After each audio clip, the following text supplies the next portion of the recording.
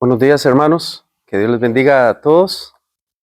Es una, es una gran bendición para mí estar con ustedes en esta mañana, poder compartir la capilla que corresponde al día de hoy, 2 de octubre del 2024. Gracias al hermano por habernos acompañado en este tiempo de adoración también. Quisiera que usted me acompañara al Evangelio de San Marcos, en el capítulo 14. El Evangelio de San Marcos, capítulo 14. No quiero hacerlo sin antes saludar a todos los hermanos también que nos ven por el canal de YouTube, ¿verdad? Y todos los estudiantes. No se pierden la capilla o el tiempo de la palabra de Dios. También agradecer al profesor Iván por la oportunidad que nos da de compartir el Evangelio también con todos ustedes. Amén. Antes de leer el Evangelio de San Marcos, capítulo 14, verso 32, quisiera que me acompañara a una oración para darle, como siempre debe ser, la preeminencia al Señor. Amén. Señor, queremos poner este tiempo delante tuyo, delante de tu presencia. Señor, dice tu palabra que si alguno va a hablar, que hable conforme a la palabra de Dios, y eso es lo que exactamente quiero pedir en esta mañana. Lo que vayamos a hablar, Señor, esté dentro de tu plan, el propósito, la voluntad de Dios, de proclamar el Evangelio y la palabra del Señor. Que lo que vayamos a compartir, Dios, sea edificante, que nos recuerde también tu gran amor, tu gran misericordia. Señor, que también podamos entender por medio de tu palabra y la explicación del texto, Señor, la importancia que tiene, que no nos olvidemos de las palabras tuyas, Señor, de lo que tú quisiste decir en algún momento a la iglesia. Que este mensaje, Dios, sirva para recordar, para poder memorizar, Señor, algunas cosas que tal vez hemos olvidado. Que cualquier tema, Dios, que vayamos a compartir, cualquier cosa que vayamos a hablar, sirva para edificar a quien oye, Señor. Te damos gracias por tu palabra y pedimos la guianza del Espíritu de Dios en el nombre de Cristo Jesús. Amén y amén. El Evangelio de San Marcos, capítulo 14, verso 32, dice así: Vinieron pues a un lugar que se llama Getsemaní, y dijo a sus discípulos: Sentaos aquí, entre tanto que yo oro.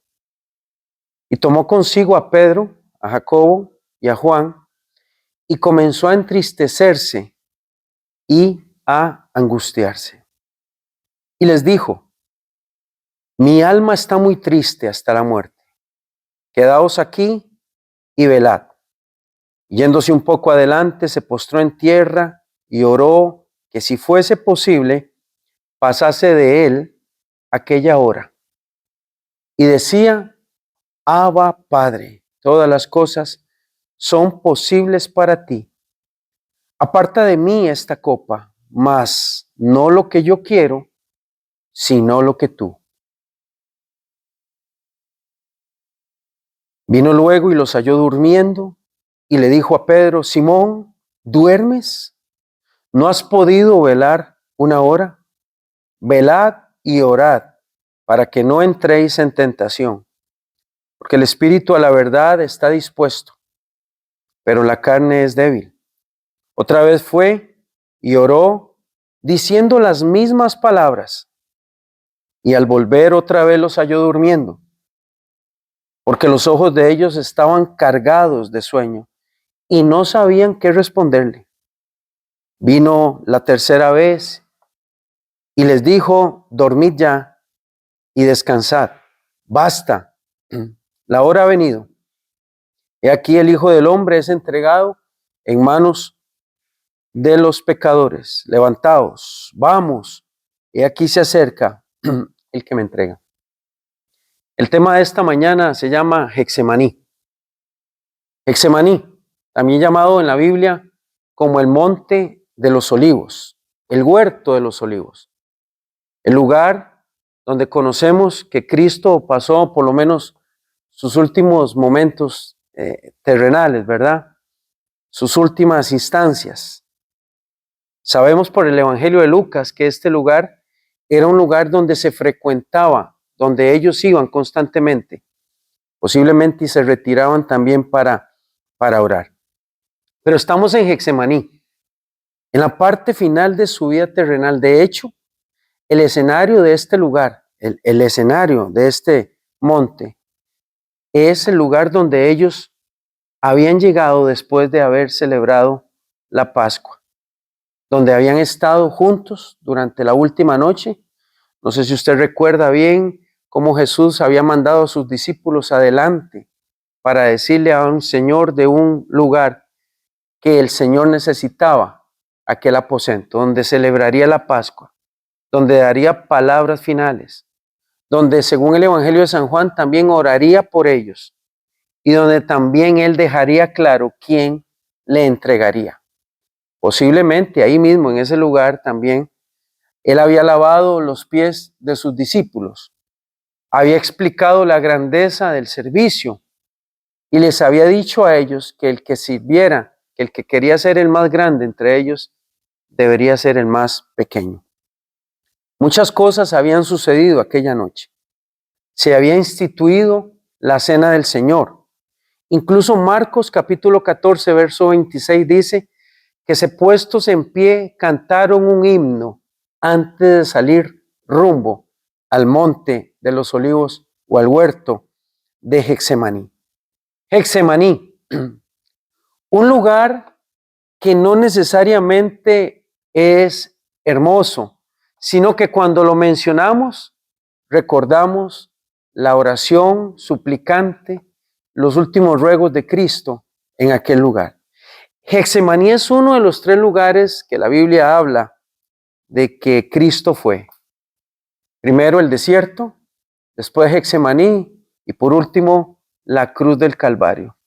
Lugares que cuando los recordamos nos llevan a lugares de angustia, de dolor y una gran batalla como la que libró Cristo en el desierto. Getsemaní es un lugar que nos puede enseñar también a nosotros muchas cosas. Si ponemos atención un poquito al texto, estamos delante de un texto no tan victorioso, por lo menos hablando naturalmente. Sus palabras, su necesidad de acompañamiento, su angustia y su tristeza muestran que la humanidad de Cristo pudiera ser que estuviera experimentando las horas más difíciles, los momentos de más dificultad humana. La Nueva Traducción Viviente describe este texto como la hora horrible que le esperaba a Cristo. No recuerdo otro texto donde se hable de tanta angustia como cuando Él se postró en tierra para llorar, para orar y para angustiarse. La humanidad preciosa de Cristo se estaba viendo asustada, terriblemente angustiada y llena de dolor. En otros momentos no fue así. No sé si usted recuerda el momento cuando Jesús expuso en una sinagoga iniciando su ministerio en Nazaret y cuando Él predicó acerca de la profecía de Isaías y Él dijo: hoy esta palabra se ha cumplido en medio de ustedes. Y aquellos hombres lo llevaron a un peñasco para matarle, para tirarle. Y dice el Evangelio que Él salió en medio de ellos y dijo: puede ser que un día muera, pero no será hoy. Él estaba seguro de que no iba a ser ese día. En comparación con Getsemaní, todo esto cambia. En Getsemaní, Jesús sabe que la hora final ha llegado. No hay duda que unos días atrás, entrando a Jerusalén, Él sabía que no solamente estaba entrando a la ciudad, sino que estaba entrando a la semana de dolor, a la última semana.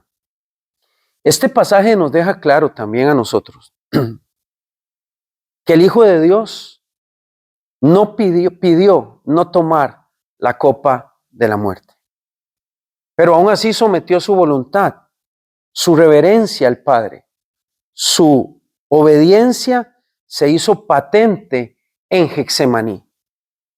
No era fácil obedecer previo a la muerte, al dolor y a la angustia. De hecho, que aquella condición humana de Cristo en Getsemaní fue muy bien descrita por el apóstol Pablo en Filipenses capítulo 2, versos 6 y 11. Solamente cito, cuando Pablo dice, el cual siendo en forma de Dios, no estimó ser igual a Dios como cosa a que aferrarse, sino que se despojó a sí mismo tomando una forma de siervo, hecho semejante a los hombres, y estando en la condición de hombre, se humilló a sí mismo, haciéndose obediente hasta la muerte y muerte de cruz. Pablo también dice, por lo cual Dios también le exaltó hasta lo sumo y le dio un nombre que es sobre todo nombre, para que en el nombre de Cristo Jesús se doble toda rodilla de los que están en los cielos, en la tierra y debajo de la tierra, y toda lengua confiese que Jesucristo es el Señor, para gloria del Dios Padre. Cuando Pablo dijo eso, también se refería a aquella noche. Pero quiero poner 3 preguntas. ¿Qué quiere el Señor enseñarnos a nosotros por medio del relato de Getsemaní? ¿Qué significado pueden tener las últimas horas de Cristo en la vida de nosotros, los creyentes, hoy? O mejor dicho, ¿qué aplicaciones podemos recordar en nuestra vida cristiana? ¿O qué principios podemos rescatar que puedan ser útiles a la vida de nosotros, o hablando en temas espirituales, cuando leemos la angustia de Getsemaní?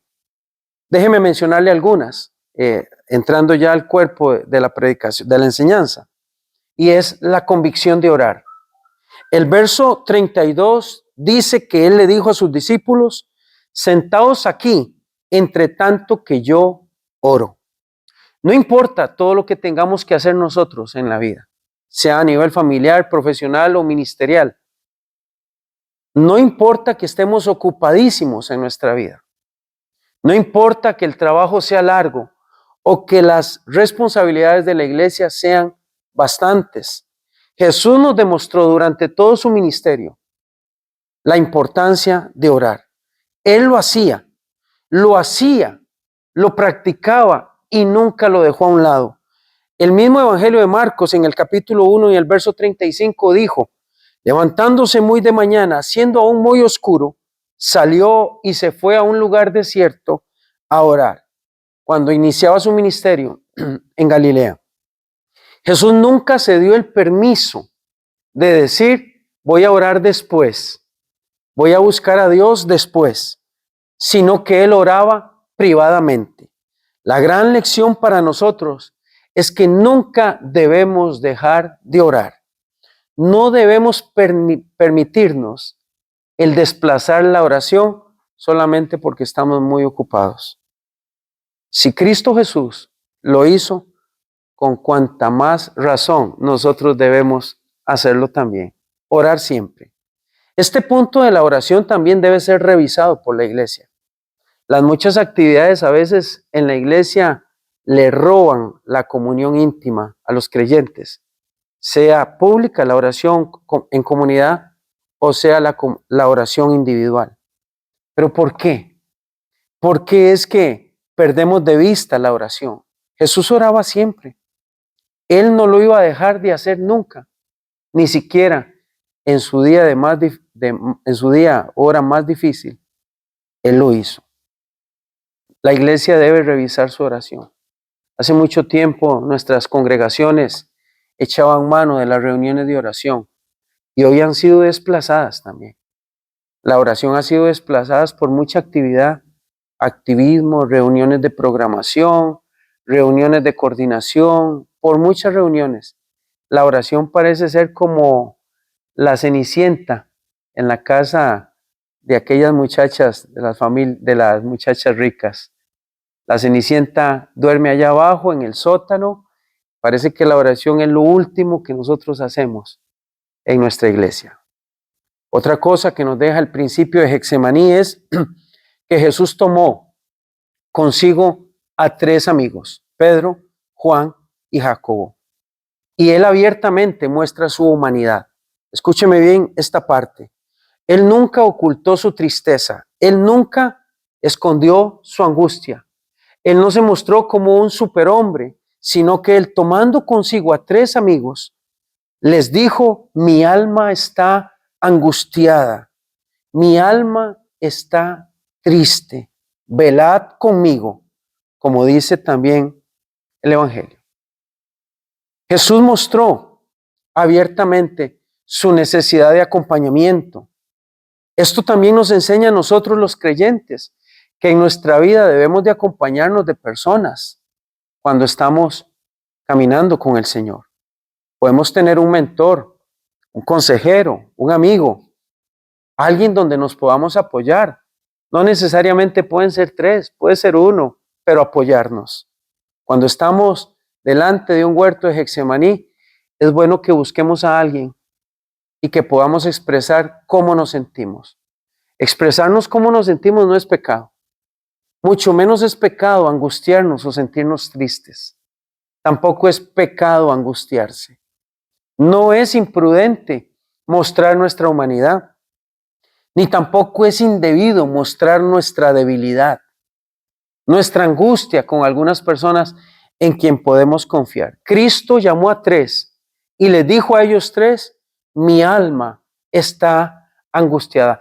Él no trató de mantener la apariencia del Hijo del Hombre en un momento difícil. Él no trató de mantener la apariencia de Hijo de Dios en un momento triste o difícil.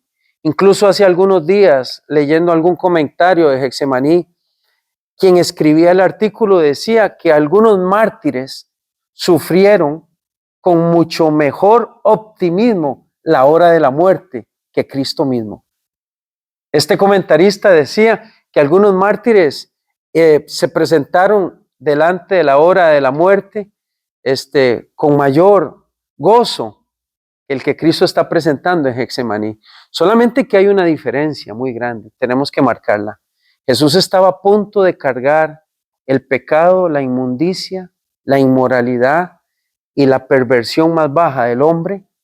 Todo lo iba a cargar Él en unas cuantas horas. Esa es la gran diferencia. Dios nos ha hecho a nosotros como personas individuales, pero el hecho que nos haya hecho como personas individuales no nos hace que no tengamos necesidad de acompañamiento. Moisés pudo apoyarse en Josué. David tuvo el apoyo de su casi hermano Jonatán. Nosotros también como cristianos debemos siempre tener la necesidad de tener un acompañamiento. Es muy difícil que podamos salir adelante de un luto, que podamos salir adelante de un valle de sombra de muerte, si no nos acompañamos con alguien en quien podamos confiar. De hecho, que sería un desastre si no lo hacemos, ¿verdad? Yo incluso como pastor de una de las iglesias de nuestra asociación, de vez en cuando le hago una llamada al pastor y le digo: pastor, vieras que necesito que me ayude con algo que no sé cómo manejarlo. Es un poquito difícil. Y como ya él ha pasado por donde yo voy pasando, ese acompañamiento me sirve para entonces poder estar tranquilo, saber si lo he hecho bien y también mostrar mi debilidad y mi insuficiencia en algunas cosas. Los pastores y los líderes no siempre sabemos hacer las cosas como tienen que ser, pero el acompañamiento, el buen juicio de otras personas nos orienta y nos ayuda. El texto de paralelo de Marcos 14, Mateo 26, 38 dice que Jesús le pidió a ellos que se quedaran con él y que velaran con él.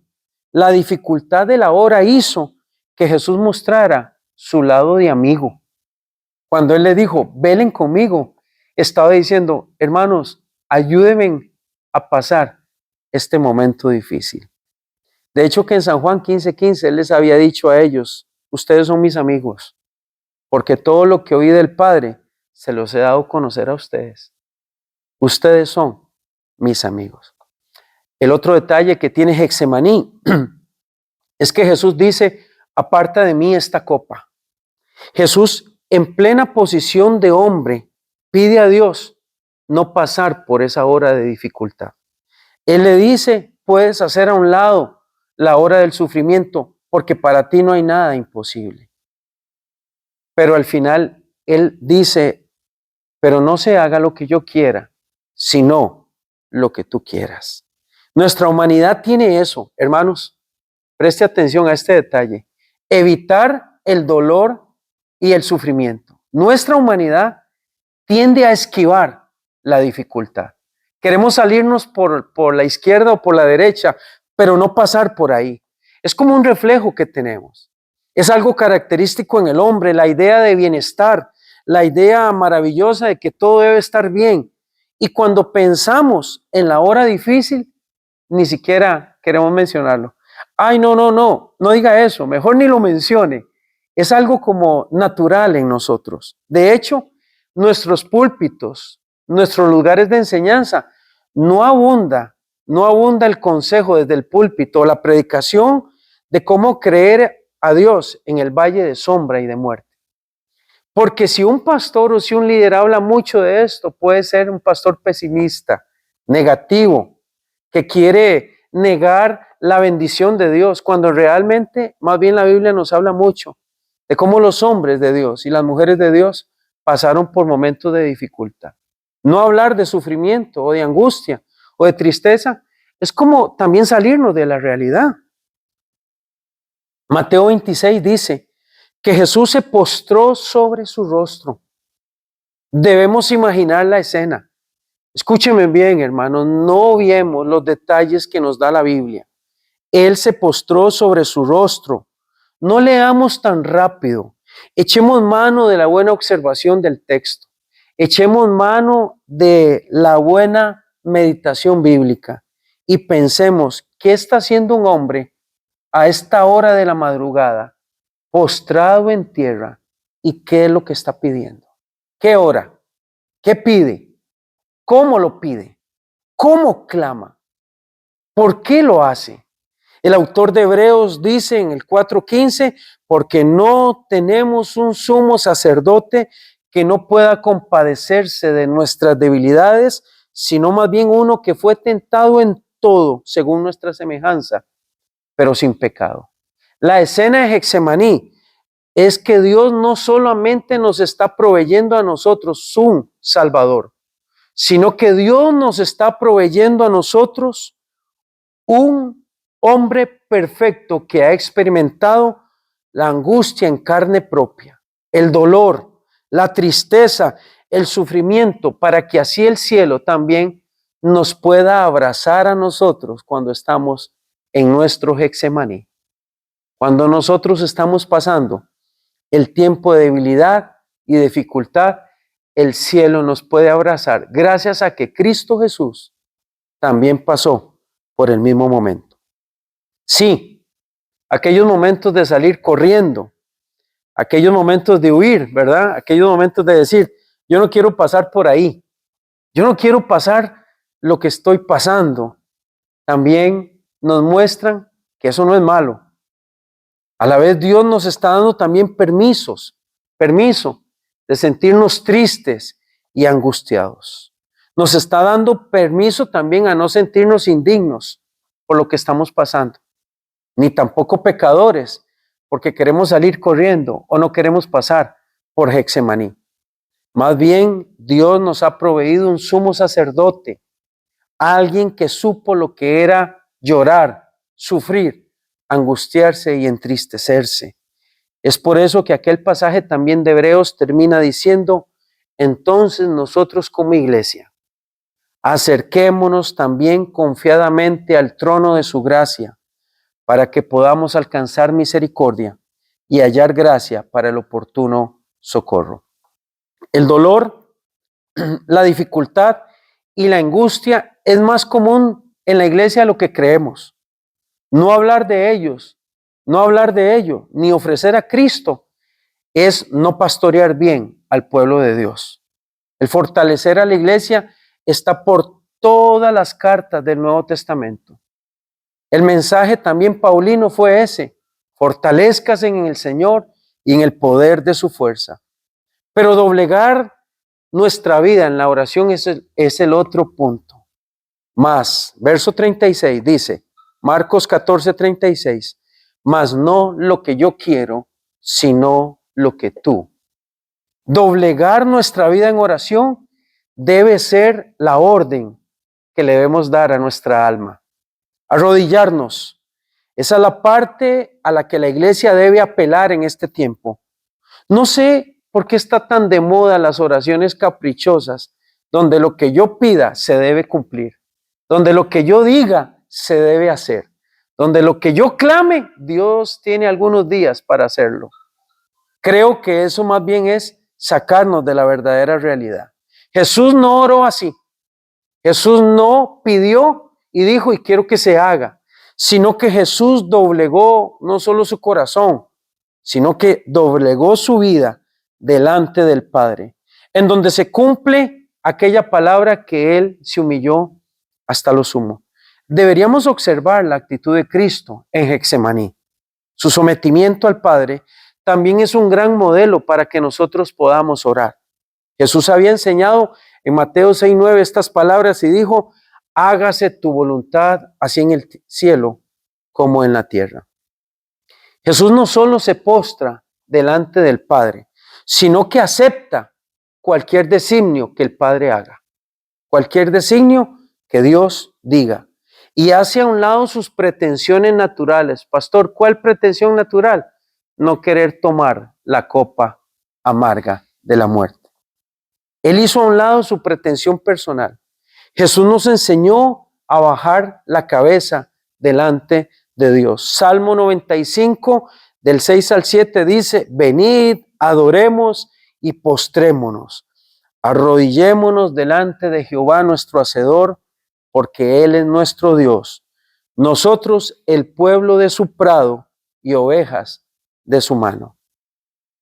También nos enseñó a que la oración nos puede sacar de la tentación. Jesús, si quería apoyarse en sus amigos, se apoyó mal. Ellos se quedaban dormidos en Getsemaní. Si Cristo pudo haber encontrado alguna ayuda en la oración de sus amigos, pues ahí no la tuvo.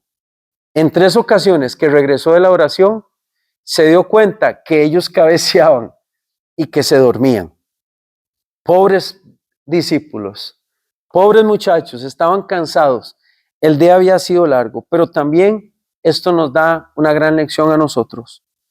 Los buenos soldados de Cristo lo abandonaron en la hora más difícil. Getsemaní es el lugar donde ningún cristiano puede esquivar. En nuestra vida siempre habrá un momento de angustia y tendremos que pasar por Getsemaní. Tal vez no sea hoy. A veces la vida de nosotros está en bonanza.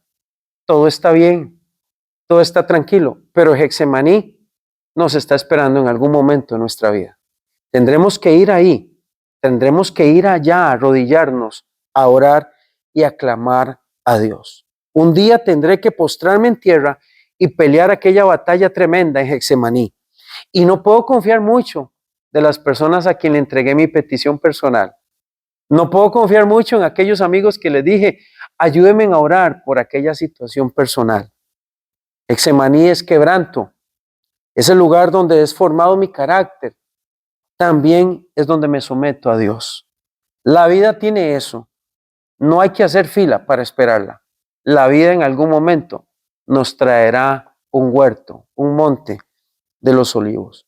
Pero escuche bien, hermanos, quien incline su cabeza en el huerto de la oración será honrado por nuestro Padre Celestial. La gran aplicación de esta lección es que no todos nos acompañan, hermanos. Yo no sé si a usted le ha pasado que ha estado en un momento de luto, en un cementerio, en una vela o en una sala de velación, y mientras hay alguien que está llorando y que está angustiado, otros afuera están hablando de política, de fútbol y hasta cuentan chistes. Y a veces no es coherente lo que está pasando adentro con lo que está pasando afuera. Pero la vida es así. No todo el mundo tiene que entender su dolor. No todo el mundo tiene que llevar su causa delante de Dios. No todo el mundo tiene que sentir como usted siente. No todo el mundo tiene que pensar como usted está pensando en ese momento. No todo el mundo piensa como yo. Jesús entendió eso. 3 veces se devolvió y los encontró roncando, bien dormidos. Y él dijo, esto es una batalla personal. Y el último y gran detalle que tiene Getsemaní y con este es el que voy a terminar, es la convicción y el carácter que desarrolló Cristo en la hora difícil. Verso 41 dice, levantaos, vamos, porque se acerca el que me entrega. Dice Lucas capítulo 22, verso 43, que un ángel descendió en ese momento y se le apareció para fortalecerle. Jesús encontró en el cielo la fortaleza que no se puede encontrar en nadie más. Jesús encontró en la oración íntima con su Padre la fuerza que no puedo yo encontrar en ninguna otra persona. La fuerza que solo las manos de su Padre Celestial podían darle. Si vamos al desierto, nos vamos a encontrar lo mismo. Jesús está solo durante 40 días, batallando contra las tentaciones que el enemigo presentaba. Y en las 3 ocasiones vence al diablo. Y dice que el diablo huyó de él. Y de un momento a otro aparecieron ángeles y le servían. Eso es lo que dice Mateo, capítulo 4, que aparecieron ángeles y que le servían. Hermanos, creo que el principio más grande que nos da Getsemaní y el más tremendo es que lo que podemos encontrar en el monte de la oración es poder experimentar la fuerza que solo Dios nos puede dar a los creyentes cuando oramos a solas. David lo supo en Siclac, cuando aquellos hombres asaltaron su pueblo y se llevaron a las mujeres y a los hijos. Los 400 amigos de David hablaban en secreto para apedrearle. Pero dice el primer libro de Samuel en el capítulo 30, mas David se fortaleció en Jehová su Dios y supo qué hacer en el momento difícil. También Elías lo experimentó en la cueva y los muchachos de Babilonia descubrieron que Dios estaba con ellos cuando estaban en el horno de fuego. De hecho, que Nabucodonosor dijo, no entiendo por qué si hemos introducido a 3, veo 4 caminando en medio de las llamas. Dios estaba en medio de ellos 3. Jesús experimentó en el desierto también la fuerza de Dios. Creo que cada creyente debe estar convencido de que no podemos esperar mucho de los demás. Los hombres de Dios y su testimonio bíblico nos dejan ver claramente que fueron aprobados por Dios porque encontraron en su devoción íntima el galardón y la mano de Dios estaba sobre ellos. De hecho que esto es la madurez cristiana. La madurez cristiana es la formación del carácter que todos nosotros llevamos. El carácter cristiano no es formado en la comunidad de fe. El carácter cristiano es formado en la intimidad con Dios. La base sólida es la dependencia de Dios en cada asunto de mi vida personal. Aun cuando alrededor la gente me abandone, me lastime, o hiera, o salga corriendo negando que me conoce, Cristo nos puede fortalecer cuando estamos íntimamente hablando con Él. Cada vez que oremos, debemos hacer lo que Cristo hizo, postrarse, someterse y dejar que Dios ponga las manos sobre nosotros. Esto es en realidad lo que le hace falta a la vida del creyente. Dejar que Dios ponga sus manos sobre él en la hora difícil, en cada Getsemaní que llevamos. Dicho esto, todo lo anterior, quisiera terminar con 6 puntos mencionados apenas para que podamos terminar en oración. Nada nos puede robar nuestro tiempo de devocional y nuestro tiempo de oración delante de Dios. Número 2, debemos apoyarnos en hermanos en la hora difícil, que puedan escuchar nuestra aflicción y que también puedan entender que estamos tristes y que estamos pasando por momentos difíciles. Número 3, nunca vamos a poder evitar el dolor. No vamos a huir de Getsemaní. Siempre habrá un Getsemaní donde tengamos que pasar y tenemos que ganar ahí en Getsemaní. Número 4, debemos de doblegar nuestro corazón delante de Dios y hacer a un lado nuestras pretensiones de evitar el Getsemaní. Número 5, no esperemos mucho tampoco de los demás. Si la gente se queda dormida en la vigilia, también se puede olvidar de nuestra petición. Acordémonos que el panadero se olvidó de José cuando él le había dicho, por favor, no se olvide de mí, pero Dios no se olvidó de José. Y por último, dejemos que Dios ponga sus manos sobre nosotros cuando estemos en medio de un Getsemaní. Dejemos que sea Dios quien nos fortalezca. Podamos experimentar en la oración la fuerza que solo Dios nos puede traer cuando estamos en medio de una angustia. Hermanos, quisiera que inclinara su cabeza y oremos en esta mañana. Señor, queremos darte gracias por este tiempo de devoción, por este tiempo de palabra, y porque gracias al pasaje de Marcos 14:36, podemos recordar el amor de Dios sobre nuestra vida.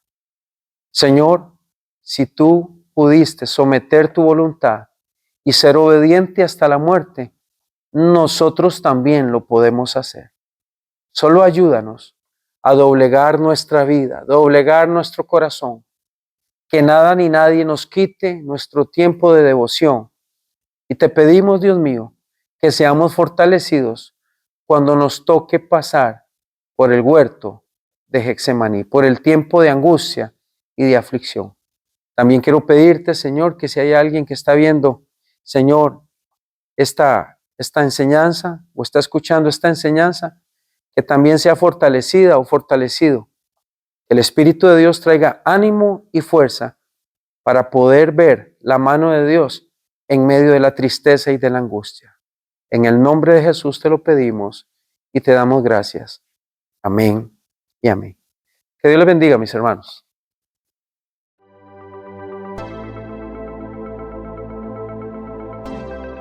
Seminario ESEPA, formando siervos conforme al corazón de Dios. Contáctenos en www.esepa.org o al número 4001-6052.